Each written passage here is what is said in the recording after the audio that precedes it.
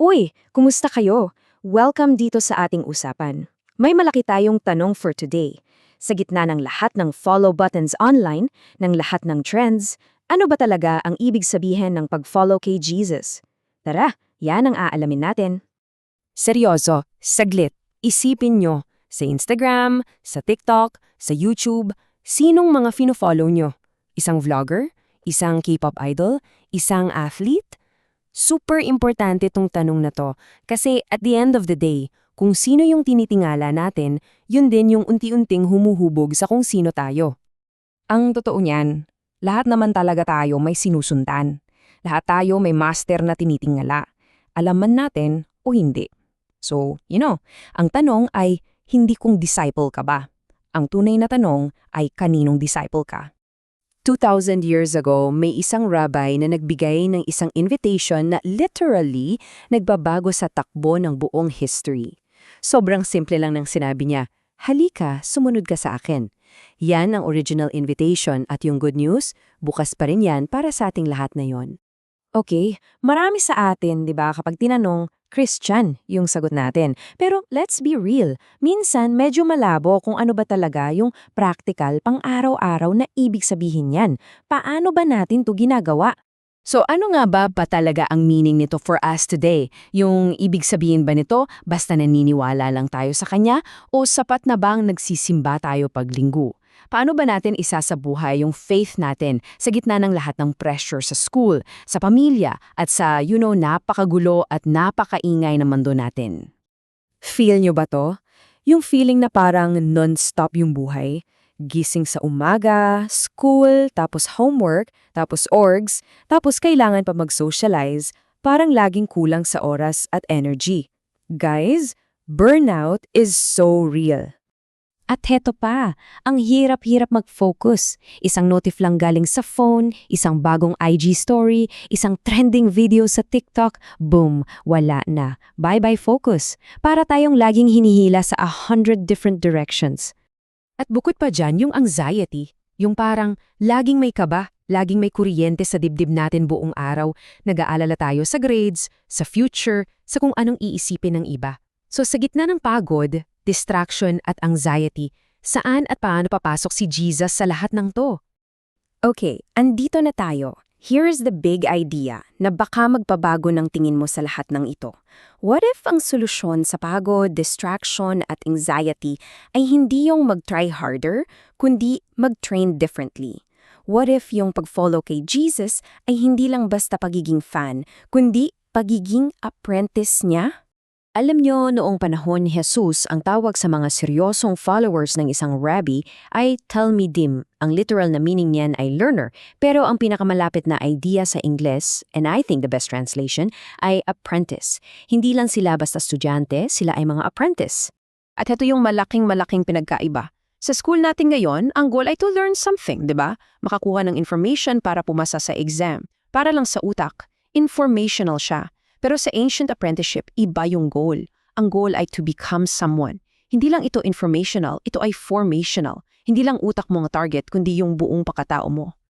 Grabe yung dedication ng isang talmid, guys. Imagine, by age 13, hindi lang basta nabasa, kundi kabisado na nila yung buong Torah, yung unang 5 libro ng Bible. At yung mga aabot sa apprenticeship level, sila yung cream of the crop. Yung mga best of the best na literal na kasama yung rabbi nila 24/7 para matutunan hindi lang yung turo niya kundi kung paano siya mamuhay. Ganun kaseryoso, ganun ka-intense.